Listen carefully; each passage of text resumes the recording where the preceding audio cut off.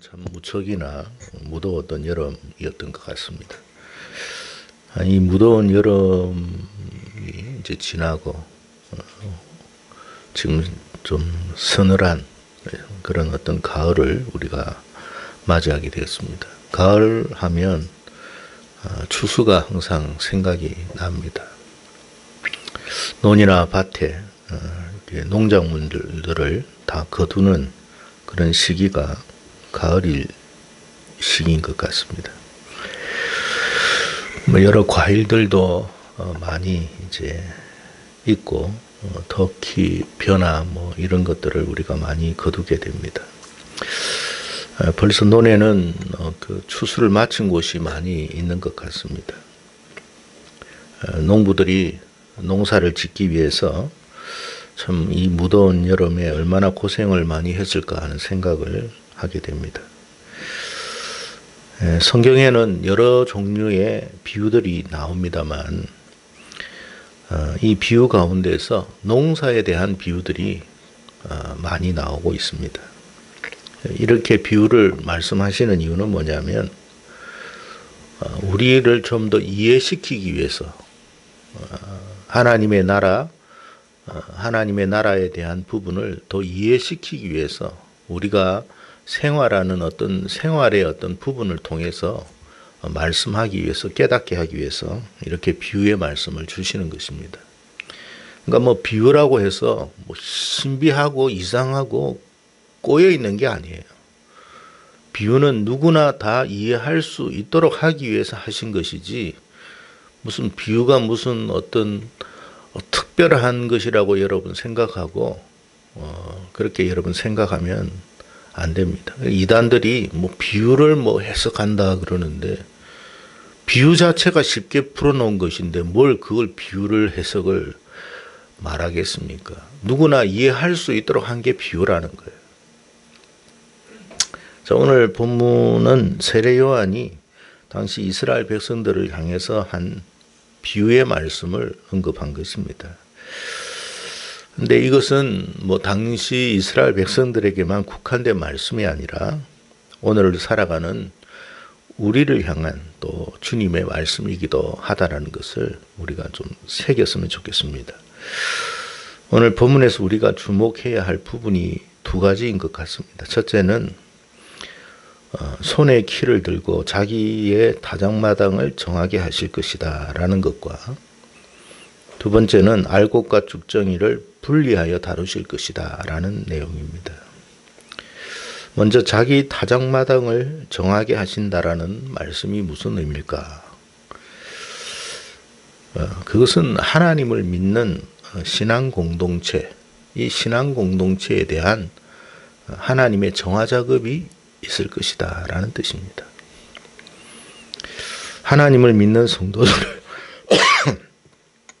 하나님을 믿는 이 성도들을 하나님이 왜 정화하시나 왜 심판하시나 이해가 안 될 수도 있겠지만 오늘 말씀 안에서 우리가 하나님의 그 뜻을 조금 쉽게 이해할 수 있다고 생각이 됩니다. 왜냐하면 하나님이 원하지 않는 그런 사람들이 있기 때문에 그렇다. 그런 이야기를 한 거예요.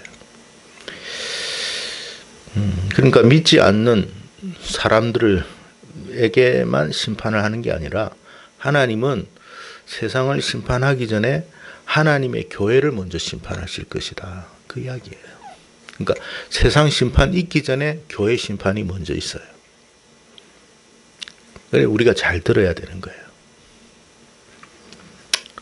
왜 심판하느냐? 알곡하고 쭉정이를 분리하기 위해서 그렇다. 그런 이야기를 하는 거예요. 베드로도 베드로전서 4장 17절 18절에 이런 말을 했습니다. 하나님의 집에서 심판을 시작할 때가 되었나니 만일 우리에게 먼저 하면 하나님의 복음을 순종하지 아니한 자들의 그 마지막은 어떠하며 또 의인이 겨우 구원을 받으면 경건하지 아니하는 자와 죄인은 어디에 서리요? 그랬습니다. 그러니까 여러분 심판이 세상에 있을 것이다라고 생각하면 안 돼요. 하나님은 하나님의 교회부터 심판을 해요. 그게 하나님의 심판의 순서입니다. 그러니까 교회가 심판을 먼저 받겠구나 생각하고 믿음 생활을 해야 된다는 것입니다. 자기 타작마당을 정하게 하신다는 말이 뭐냐면, 자기 타작마당은 우리가 항상 쉽게 생각하고 자꾸 어렵게 생각하지 마세요. 그냥 교회 공동체예요. 교회 공동체를 하나님께서 정화하실 것이다.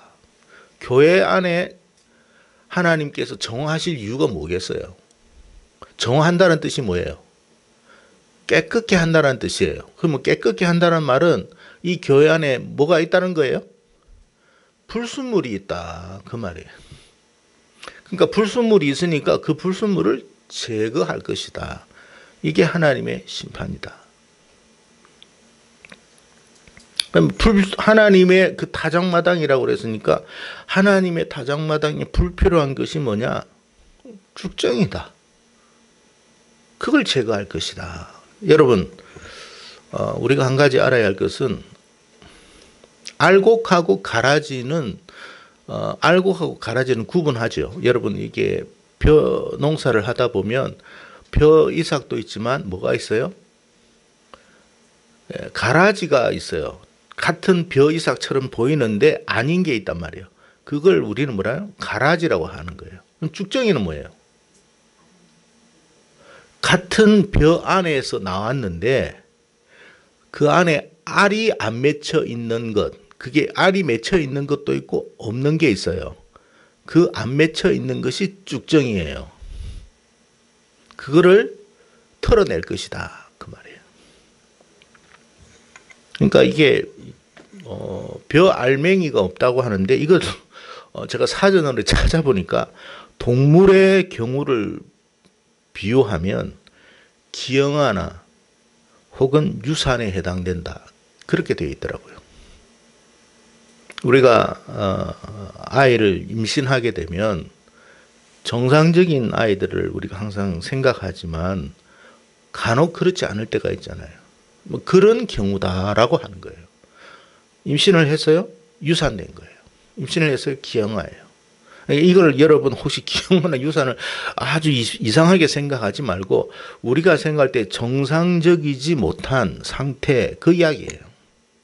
다시 말하면 그리스도인이라고 하는 그 이름 아래에서 정상적이지 못한 그리스도인들을 떨어낼 것이다, 그 말씀이에요. 그러니까 교회 안에는 정상적인 그리스도인도 있지만 그렇지도 않는 그리스도인도 있다. 그렇지 않는 그리스도인들을 하나님이 떨어낼 것이다. 그래서 교회를 정화할 것이다 라고 말씀하십니다. 우리가 교회 생활, 신앙생활 할 때도 흔히 그런 이야기 하잖아요. 아니 왜 교회 다니는 사람이 저러지? 그러면서 우리도 막 너무 속상해하고, 여러분도 그럴 때가 있을 거예요. 아니 저 사람이 진짜 교회 다니는 사람 맞기나 해?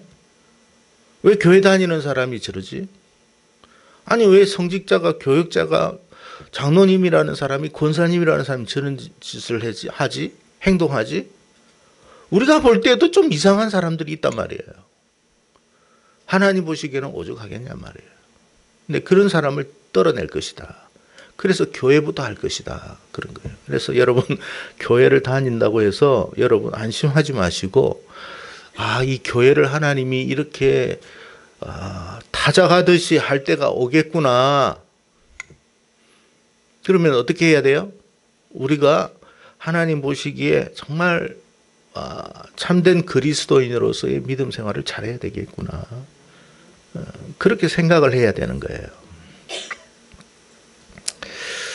키질을 하신다 그랬어. 키질. 여러분 키질이라는 거, 우리 청년들이나 청년 이하의 사람들은 시골에서 안 살아봐서 잘 모르겠지만 키라고 하는 게 있어요. 이런 키가 있는데 옛날에 제가 어렸을 때는 밤에 이렇게 소변을 누고 옷을 적시면 부모님이 키를 갖다가 여기 머리에 씌워줍니다. 그리고 씌우고 동네 밖으로 쫓아내요. 집 밖으로 쫓아내고 뭐 하라고 하냐면 소금 얻어 오라고 합니다. 그러면 이제 키를 이렇게 집어 쓰고 이제 각 대문마다 두드리면서 소금 달라고 그래요. 그러면 알죠? 왜 이렇게 하는지. 그래서 막 소금을 주면서도 막 그냥 핀잔을 주고 욕을 줍니다. 그래서 그 욕을 들으면서 이제 앞으로 밤에 실수하지 말라는 그런 이제 그거죠. 근데 그 키질의 키 안에 이제 알곡과 가라지가 있는데 죽정이가 있는데 막 키를 흔듭니다. 농사를 지을 때 이제 쌀을 걸러내기 위해서 하는 거죠. 교회에 그런 일이 일어날 것이다 그 말이에요. 막 흔들어 버려요. 교회 신앙생활하는 신앙 공동체를 하나님이 흔들어 버릴 것이다. 여러분 그래서 이 흔들어질 때 흔든다는 말이 무슨 말이에요? 교회를 시련과 역경 속으로 몰아넣어 버릴 것이다. 누가요? 세상이요? 주님이 직접 할 거다. 주님이 직접 하신다고 했어요. 그러니까 여러분 가령 코로나로 하나님께서 막 키질을 하기 시작합니다. 그러니까 우리나라에 지금 코로나로 인해 가지고 교회 다니다가 안 다닌 사람들이 한 20%, 30% 나가버렸어요. 그 누가 하신 거라고요? 주님이 하신 거다. 자, 그러면 코로나만 있을까요? 아니죠. 다른 일들이 이제 계속 일어날 겁니다. 그러면 여러분 그런 어려움과 시련, 역경 속에서 막 삶이 흔들릴 때 정말 알곡들은 어떻게 할 것 같아요? 여러분 키질하면 알곡은 어떻게 돼요? 키 안으로 들어가잖아요. 안쪽으로 자꾸 몰려듭니다. 근데 쭉정이는 어떻게 돼요? 바깥쪽으로 점점 나갑니다. 시련의 바람, 역경의 바람, 환난의 바람이 막 교회 안에 불어닥쳐요. 그건 주님이 허락하신 거예요. 그러니까 여러분 앞으로 교회에 이런 시련의 바람, 역경의 바람이 불어닥칠 거예요. 더 신앙생활 하기가 더 어려워요. 힘들어요. 교회 나오는 것 자체가 힘들어요. 그런데도 알곡은 어떻게 해요? 더 안으로 들어가요. 그게 키질이에요. 난 주님 없이는 안 됩니다. 난 주님 떠나면 안 돼요. 주님 나 좀 붙잡아 주세요. 주님 없이 나 살 수 없어요. 그런 마음이 강하게 들어요. 그게 알곡이에요. 그럼 쭉정이는 어떻게 돼요? 안에 쭉정이 겉만 있어. 껍데기만 있어. 내용은 없어. 그러니까 힘이 없어 어떻게 해요? 나가는 거예요. 여러분 우리가 알곡인가 아닌가를 어떻게 아느냐면 내 안에 뭐가 계셔야 돼요? 예수님이 계셔야 돼요. 그 예수님이 나를 붙들고 가는 거예요. 근데 내 안에 예수님이 없어. 그러면 조금만 어려움이 와도 나가버려요. 아이고 교회 다녀가지고 이러다가 사업 망하겠다. 교회 다니다가 내가 직장에서 쫓겨나겠다. 그런 일이 일어납니다. 그래도 난 주님 못 버립니다. 내 사업 망해도 내 직장에서 내가 쫓겨나도 나 주님 포기할 수 없습니다. 그게 알곡이에요. 우리 안에 있는 세상 명예, 부귀 다 쓸데없습니다. 주님. 전 주님밖에 없어요. 그것이 내 안에서 있는 알곡이에요. 그 알곡이 그 어떤 강력한 힘이 나를 어떻게 해요? 주님 안으로 자꾸 끌고 가는 거예요. 그렇게 하는 분이 누구냐? 성령이십니다. 그래서 여러분 오늘 11절 말씀 한번 읽겠습니다. 시작.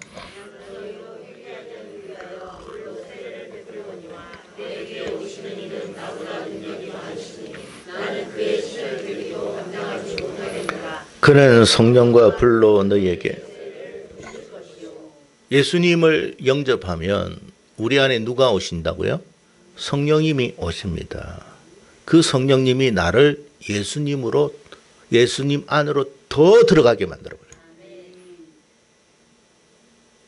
그래서 여러분 시련의 바람, 역경의 바람, 환난의 바람 다 불어옵니다. 심지어는요 교회 다니는 것 자체가 힘들 거예요. 여러분 조롱하고 멸시합니다. 야, 너 교회 다니면 안 돼. 너 교회 꼴 봐봐. 지금 교회가 그게 뭐 교회 그게 순 사이비 집단 아니야? 근데 그런 환경 속에서 교회를 다닌다고 하는 것이 너무 힘든 거예요. 모두가 다 사이비 집단처럼 비정상적인 사람들처럼 보여요. 그렇게 취급을 해버려요. 근데 그런 환경 속에서도 믿음 생활을 한다는 것 자체가 정말 믿음이 없이는 어려워요. 근데 그런 어떤 믿음을 우리가 처음부터 가지게 된 게 아니고 주님이 우리가 예수 그리스도를 영접함으로 말미암아 성령이 내 안에 임하시니까 그렇게 되는 거예요. 그 성령께서 나를 붙들어 주시는 거예요. 그래서 믿음 생활을 할 수 있도록 해요. 시련의 바람, 키즈를 막 합니다. 바람은 불죠. 원래 키즈를 언제 합니까? 바람 불 때 하는 거예요. 바람을 확 불 때 이렇게 키즈를 하면 알맹이는 여기 저함시 툭 들어가서 다시 안 씁니다. 죽적이는 휙 날립니다. 바람에 의해서 사방으로 흩어집니다. 교회 정화하기 위해서 그런 거다. 거짓 선생들이 옵니다. 꼭 교회를 가야만 되는 게 아닙니다. 집에서도 얼마든지 신앙생활 할 수 있습니다. 요즘 유튜브를 틀면 그냥 여러분이 원하는 대로 그냥 다 말씀 들을 수 있습니다. 안 가도 됩니다. 그런 사람들도 많아요. 목사들이. 그 사람들은 유튜브로 돈 벌어요. 여러분, 그럴 것 같으면 주님이 교회를 왜 만들라고 하겠습니까? 주님이 왜 성전 지으라고 하겠어요? 신앙 공동체 안에 묶어두기 위해서 그런 거예요. 근데 그 말에 맞아 하고 가버립니다. 여기 와가지고 불편하게 앉아서 예배 드리는 것보다 집에서 유튜브 틀면 뭐 입맛대로 다 듣잖아요. 유명한 목사님들 다 들을 수도 있고 뭐 정결한교회 목사님 설교 듣는 것보다 훨씬 낫지 뭐. 예, 훨씬 나을 수는 있습니다. 그러나 신앙의 본질이 뭔가를 알아야 돼요.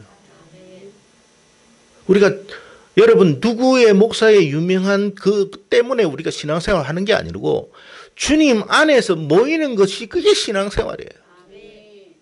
주님이 모이라고 했으면 모이는 거예요. 그게 주님의 말씀에 순종하는 거예요.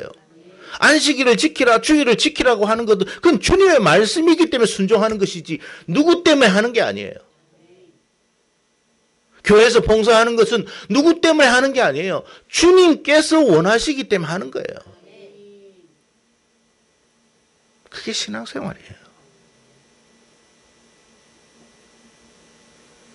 그래서 여러분 시련의 바람, 역경의 바람이 오고 거짓된 선생들의 무슨 말이 있어도 꾸역꾸역 주님 안에 갑니다. 그게 알곡이에요. 그게 알곡이에요.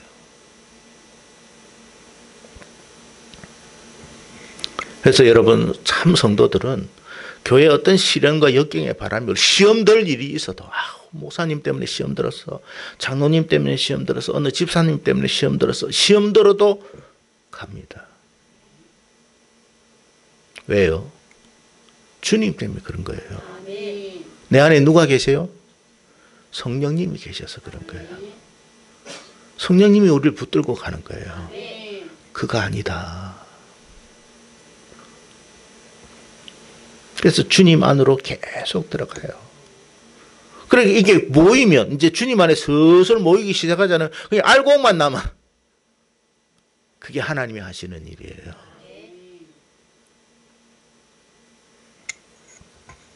그런데 쭉정이들은 그렇지가 않죠.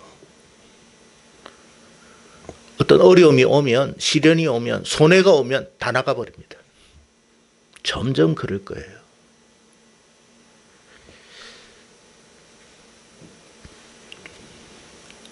유럽 같은 나라에서 시련의 바람이 확 불어버렸습니다. 그 유럽은 기독교 국가라고 하는 나라들인데 지금 유럽은 기독교 인구 1%밖에 안 돼요. 누가 그렇게 하신 것 같아요? 세상인 것 같아요? 아닙니다. 주님이 하신 거예요. 그 1%가 내 백성이야. 미국도 마찬가지입니다. 언젠가 이번에 들으니까 미국에서 어느 목사님이 거리에서 성경을 읽었다고 체포됐어요. 그게 미국 법이에요. 거리에서 성경 읽었다고. 왜 성경 읽었느냐? 동성애자들이 막 집회를 할 때 하나님이 그걸 원하지 않습니다라고 대놓고 읽었어요. 그러면 우리가 붙으면 동성애자들을 체포해 갈 것 같은데 목사님을 체포했어요. 그게 미국 현실이에요. 우리 한인 목사님 중에 지난번에도 말했습니다만 교회에서 동성애에 대해서 반대 설교를 했다고 목사직을 파직당했습니다. 설교 중에 내려오라고 해가지고. 자, 그럴 때 여러분 어떻게 계속 믿음 생활 할 수 있을 것 같아요?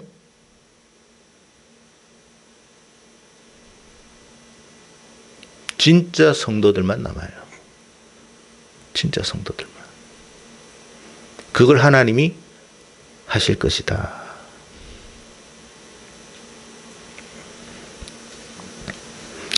그 퀴즈라는 거예요.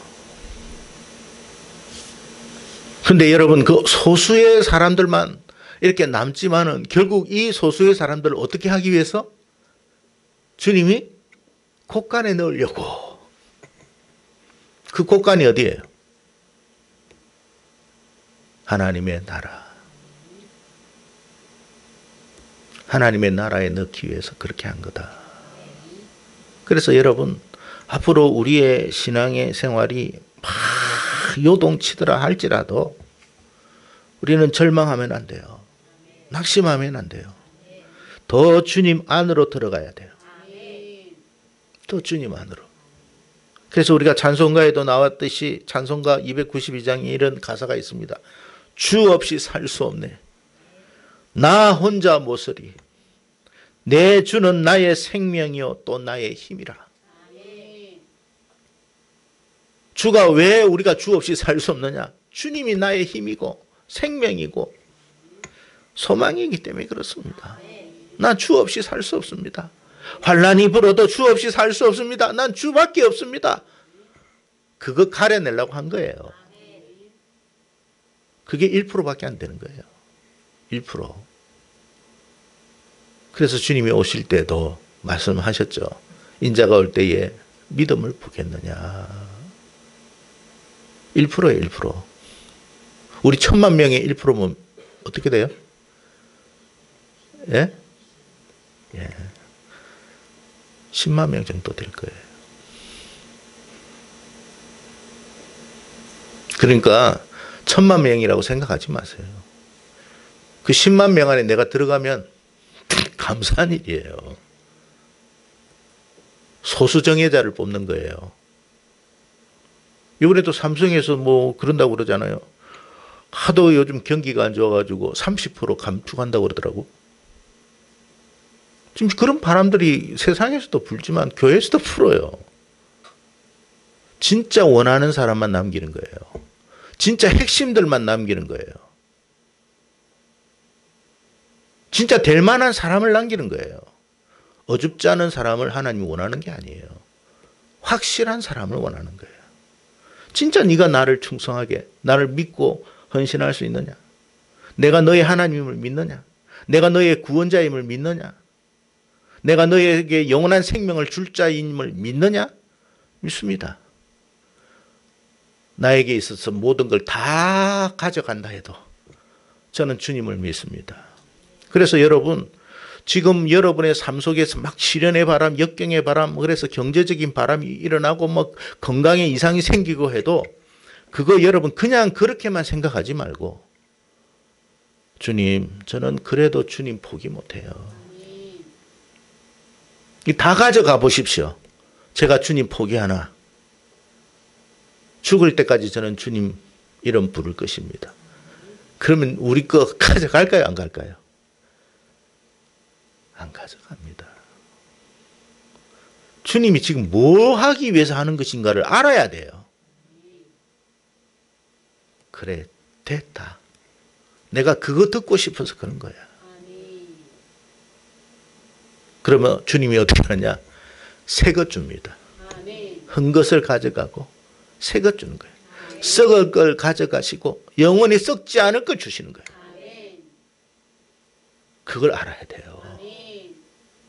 그래서 교회에 어려움이 오는 것은 우리가 여러분 당연하게 생각해야 돼요. 이게 낙심할 일이 아니에요. 정화하는 일이구나.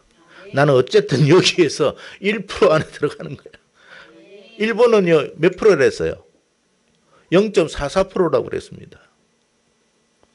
1억 2천만 명 중에 0.44%니까 얼마라고 그랬어요? 그때 강동원 집사님이 1%가 몇 명이라고 했니까 120만 명이라고 그랬죠.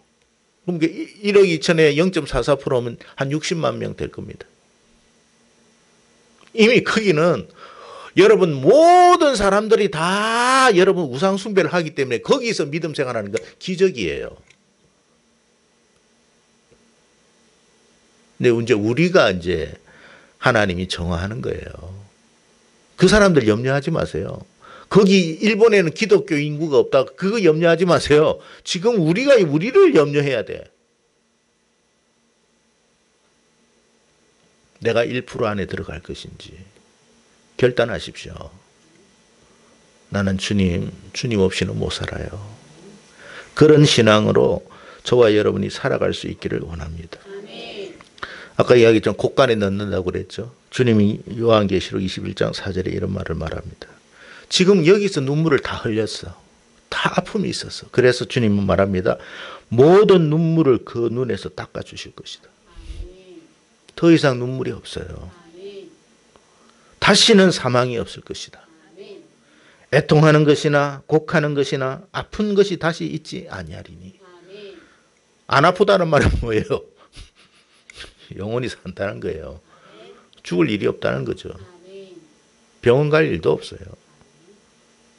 그러기 위해서 하시는 거예요. 처음 것들이 다 지나갔습니다. 예, 여러분 그냥 교회 다니지 마시고 왜 교회를 다니는지를 깊이 생각하시고 끝까지 저와 여러분이 주님 안에 남아있는 그런 알곡이 되도록 기도하십시오. 결코 하나님은 우리를 손해보게 하기 위해서 하시는 게 아닙니다. 더한 복을 주시기 위해서, 은혜와 복을 주시기 위해서 그런 것임을 믿고 끝까지 믿음 생활에 승리하는 저와 여러분 되기를 주의 이름으로 축복합니다. 기도하겠습니다.